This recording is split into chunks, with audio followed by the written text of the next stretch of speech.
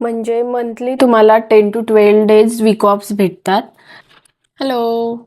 तर माझं नाव आहे कांचन आणि मी सध्या राहते जर्मनीमध्ये आणि ॲज अ नर्स जॉब करते. तर हा व्हिडिओ आहे, यामध्ये मी सांगणार आहे की जर्मनीमध्ये नर्सेसचा ड्युटी पॅटर्न कसा आहे. तर आपलं नर्सिंगमध्ये तर कॉमनच आहे, मॉर्निंग, इव्हिनिंग आणि नाईट ही कंपल्सरीच असते इकडे पण. तर जी मॉर्निंग शिफ्ट चालू होते ती सकाळी 6 AM to 2 PM. तर 6 PMला आपल्याला वॉर्डमध्ये असलं पाहिजे. 6 वाजता म्हणजे आपल्याकडे कसं 5 किंवा 10 मिनिटं लेट वगैरे चालतं, पण इकडे त्यांना टाईमचे ते खूप पंक्च्युअल आहे तिकडे. जर तुम्ही 5 मिनिटं, 10 मिनिटं जरी लेट झाला तर असं ते वेगळेच बघतात आणि ते लोकं 5-10 मिनिटं अगोदरच तिथे आलेले असतात ड्युटीवरती.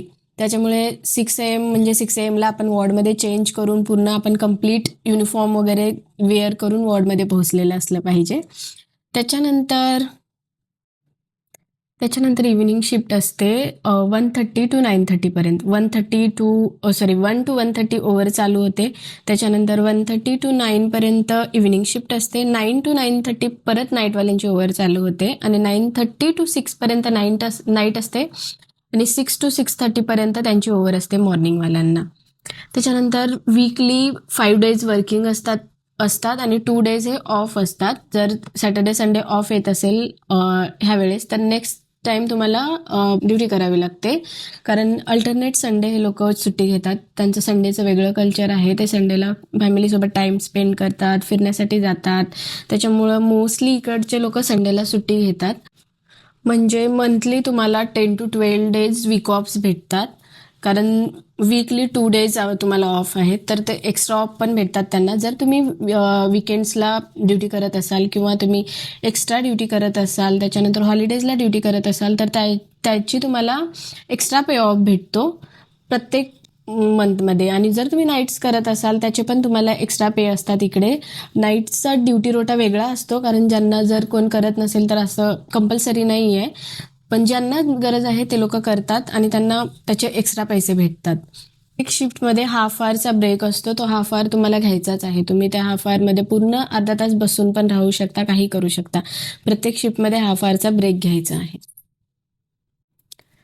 त्यानंतर प्रश्न होता की इकडे पेशंट रेशो कसा आहे. तर इकडे पेशंट रेशो असं, जिथे मी काम करते तिथे तर कंपल्सरी असा पेशंट रेशो काही नाही आहे. जर 5 स्टाफ असतील तर पूर्ण 5 स्टाफ ओव्हर घेतात. त्याच्यामधले जे मेन 2 सिनियर स्टाफ असतील ते लोक पेशंट्स एक साईड एक सिनियर स्टाफ बघते आणि दुसरी साईड एक सिनियर स्टाफ बघते आणि जे बाकीचे असतील ते पूर्ण त्यांना मदत करतात. आणि जेव्हा हँडओव्हर द्यायची असते तेव्हा हे जे 2 मेन स्टाफ आहेत, जे सिनियर्स आहेत, ते लोक हँडओव्हर देतात. त्याच्यामुळे असं इंडिव्हिज्युअल पेशंट रेशो काही भेटत नाही. ते लोक एवढे डेडिकेटेड असतात कामासाठी की फोन नाही बघत किंवा बसत पण नाहीत. कंटिन्यू ते त्यांचं काही ना काही चालूच असतं.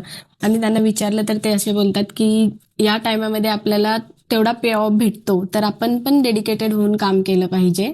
म्हणून ते लोक खूप कामाविषयी खूप डेडिकेटेड आहेत.